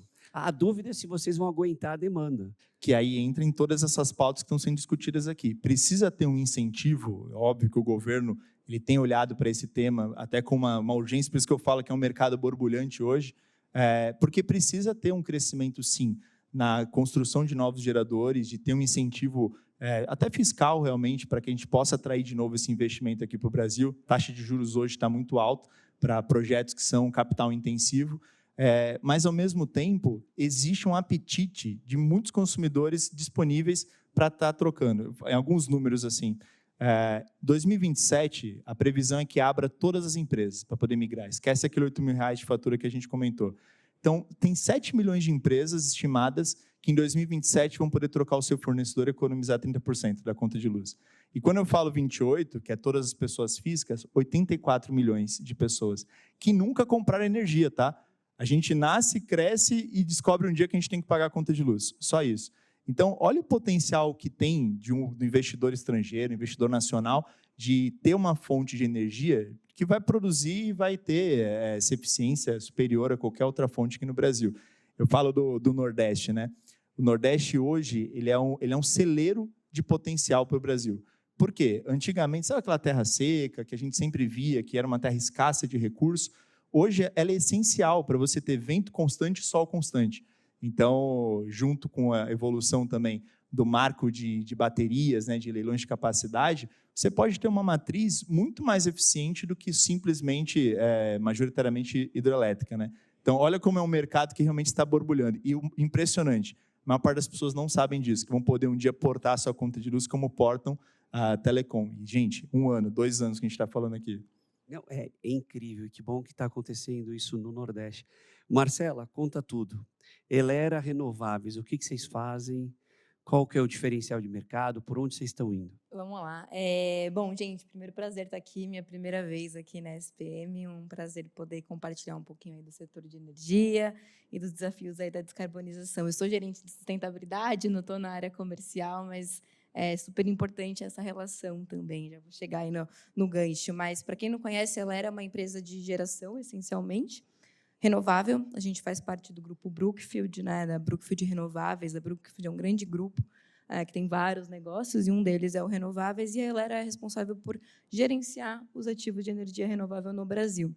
A gente hoje tem hidrelétricas, eólicas e solares, e no final do ano passado a gente concluiu aí a expansão do maior complexo solar do hemisfério sul e das Américas, que a gente fala, que é em Minas Gerais e em Janaúba. Hoje a gente tem 3,5 gigawatts de potência instalada. E aí, conectando um pouquinho e falando dos nossos desafios de descarbonização e conectando um pouquinho com a fala dele, hoje a missão da Brookfield Renováveis, ela é um fundo de investimento para descarbonização, né? Então, já começa daí, é a nossa missão enquanto empresa. Não é que eu tenho uma estratégia de descarbonização à parte, é o nosso core, né? A gente nasceu para isso. Mas, olhando para a nossa estratégia, eu digo que a gente é dividido ali em 3 frentes. A primeira é olhar para as nossas emissões próprias, né? A gente pensa que uma geradora de energia renovável, o que a gente tem de emissão, né? É claro que as nossas emissões são baixas comparado aos outros setores, mas a gente tem, sim, ainda emissões fugitivas, derivadas ali de gases refrigerantes, o SF6, que é tão usado, né, em parques solares e que a gente tem que cuidar dele. A gente fez uma obra enorme para construir Janaúba e a gente teve uma supressão de vegetação, sim, ali. Então, tem todas as emissões do nosso escopo 1 e 2, que é um cuidado nosso, e que a gente tem um plano de mitigação para descarbonizar, né? Janaúba, a gente fez um redesenho do projeto para que fosse evitada a supressão de vegetação do projeto inicial. Com isso, a gente chegou a mais ou menos 82 mil toneladas de CO2 evitadas, né? Remodelando ali o projeto. Então, assim, são várias iniciativas que a gente foi conquistando, né, no último ano. Mas, com certeza, né, quando a gente fala de descarbonização, o nosso maior nó é o escopo 3. Né? A Laura estava falando muito disso. E aí a gente fala de todos os bens de capital, né, que são os nossos grandes componentes. Então, a turbina, as placas solares, de onde vem isso, né, quem são os fornecedores, para onde a gente envia. Na construção de Janaúba, a gente teve um descarte de quase 500 módulos que estavam avariados. 500 módulos 500 módulos solares. Painéis, né? Painéis. Que estavam avariados. E aí a gente parou para se perguntar para onde que vai isso agora, né? E pouco se tem tecnologia para isso. No fim, a gente conseguiu, né? Fizemos parcerias para que esse módulo fosse, de fato, reciclado, mas senão ele ia ficar em aterro, né? Ocupando espaço, gerando emissão e tal. E aí a terceira frente, né? Então, a primeira são nossas emissões próprias, a segunda são os nossos fornecedores, e a terceira é a descarbonização dos nossos clientes. E a nossa grande aposta é justamente um produto que a gente chama de autoprodução. Autoprodução é quando a gente faz uma parceria de longo prazo com esses clientes. A gente diz que é quase que um casamento. E Janaúba é um grande exemplo, né? Nesse parque solar, quase a maioria dos nossos contratos são via autoprodução. O que significa? Esse cliente ele vira um sócio, né, desse parque.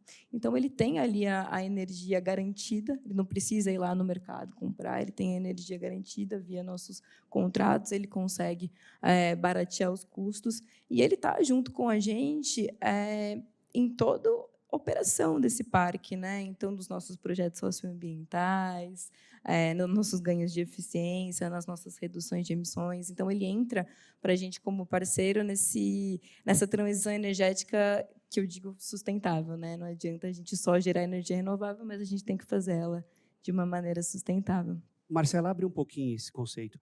Então, vocês procuram a empresa, a indústria, avaliam a demanda dela futura e montam esse projeto tailor-made para a empresa, colocam ela como investidora, ela participa no lucro do projeto? Exato. A empresa ela atua, é um produto sob medida, né? Não sou eu aqui do comercial para dar todos os detalhes, mas é um produto sob medida, são contratos de longo prazo. Então, é uma empresa que já está no Mercado Livre, né? Então, ela consome um valor ali de megawatt alto, que ela pode entrar com essa parceria junto conosco.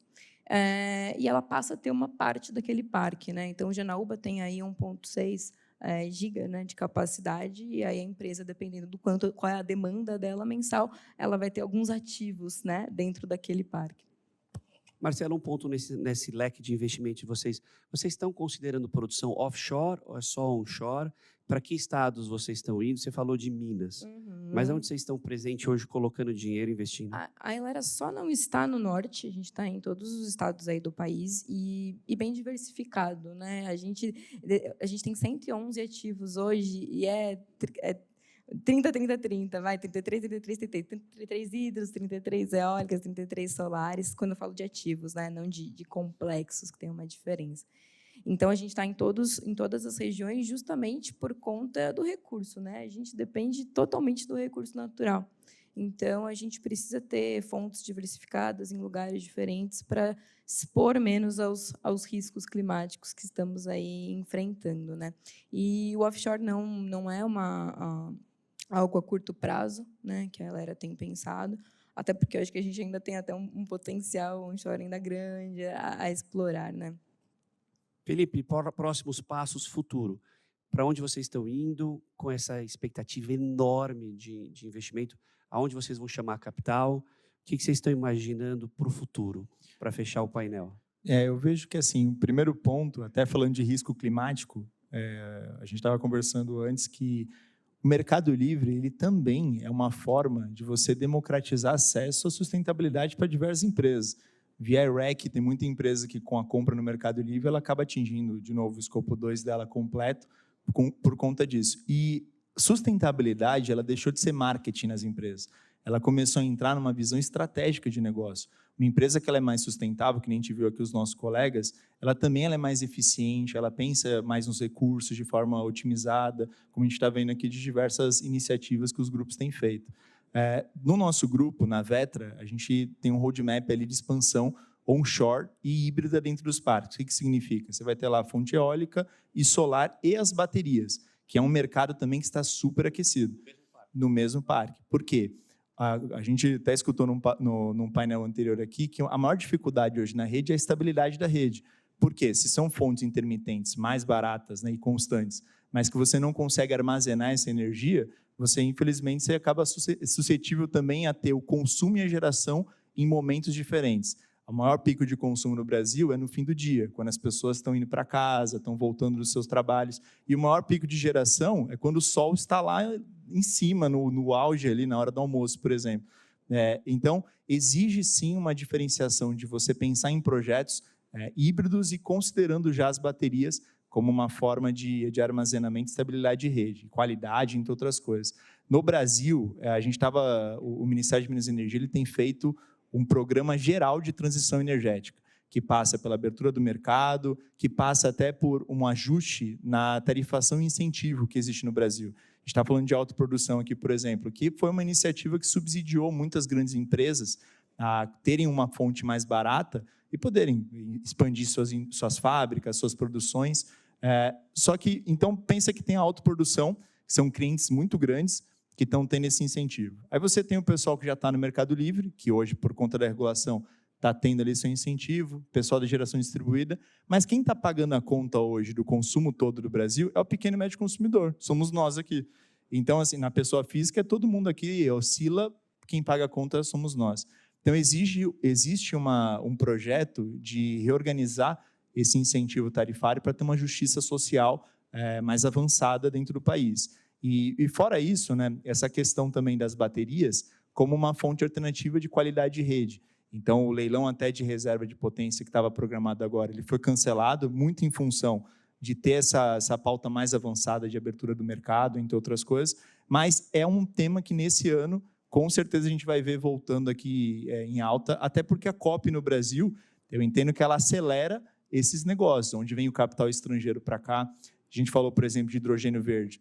O Ceará ele era dito como o melhor lugar do mundo para você produzir hidrogênio verde. Por quê? Você tem o Porto de Pecém, que já tem toda a infraestrutura para você fazer a exportação de hidrogênio, porque ele é totalmente inflamável. Você tem um projeto de exportação offshore. Assim. Então, no meio do mar, o navio abastecido ele nem encosta na costa ali do porto.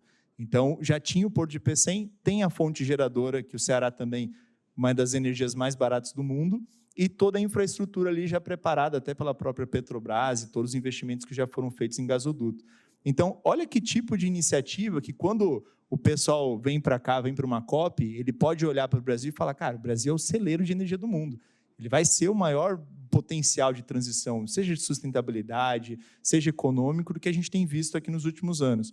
Então, eu falo que o capital estrangeiro, quando ele vem para cá, para o Brasil, ele vem pensando em transição energética, em como é que ele pode fazer para construir mais projetos, como é que ele pode fazer para que o Brasil tenha essa fonte cada vez mais limpa e mais estável dentro da rede. Não, genial, o potencial é enorme. Marcela, para fechar com você, você falou de sustentabilidade, mas vamos falar um pouco de socioambientalismo. O Felipe trouxe a questão da justiça climática, COP, expectativas futuras. Para essa justiça climática, o que você imagina? E o presidente da COP fala que essa é a COP da implementação. Tem que lembrar que a gente tem que estar animado para a próxima também, que é na Austrália, para a próxima. E para a próxima não é só porque é em Belém. Mas o que você espera que a gente entregue nessa COP? É mais a Marcela, menos a empresa. Com certeza, com certeza. Bom, vamos lá. Eu acho que o Brasil, falando, vamos entrar um pouquinho no conceito, né, justiça climática, né? Eu acho que olhando principalmente nos grandes eventos extremos que a gente vem passando, o que aconteceu no Rio Grande do Sul ano passado e o que é justiça, né? Qual foi o ônus e bônus e como é que o Brasil consegue se adaptar a tudo isso, né? E aí a gente entra um pouco no conceito de adaptação no Brasil e de todos os países, que eu acho que é o mais relevante agora, né? Porque a gente fala em descarbonizar porque a gente não quer que os eventos extremos aconteçam, mas eles já estão acontecendo, né? E o Brasil, acho que tem um potencial enorme de mostrar o quanto estamos preparados quando esses eventos acontecerem, né? No Rio Grande do Sul, no último evento que teve, a gente teve todo aquele alvoroço e mobilização. Vocês tinham operação lá? Nós temos operação lá. E uma das vertentes, né, da estratégia climática, da estratégia de sustentabilidade dela era justamente essa inclusão social, né?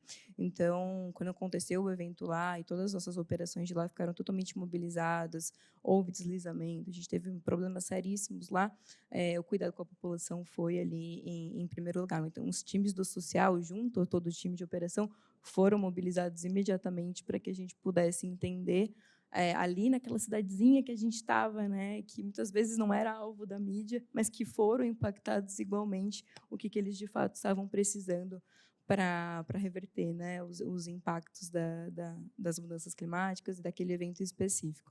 Então, eu acho que é a chance de mostrarmos qual é o nosso planejamento, né, quando esses eventos acontecerem. Obrigado, pessoal. Felipe, vamos ver se a SPM tem Mercado Livre ou não. A produtora vai ter, com certeza. Marcela, obrigado. Parabéns, painelistas. Obrigado, pessoal. Obrigado pela Maratona do Clima. Obrigado por vocês contribuírem, estarem junto com a gente nessa viagem.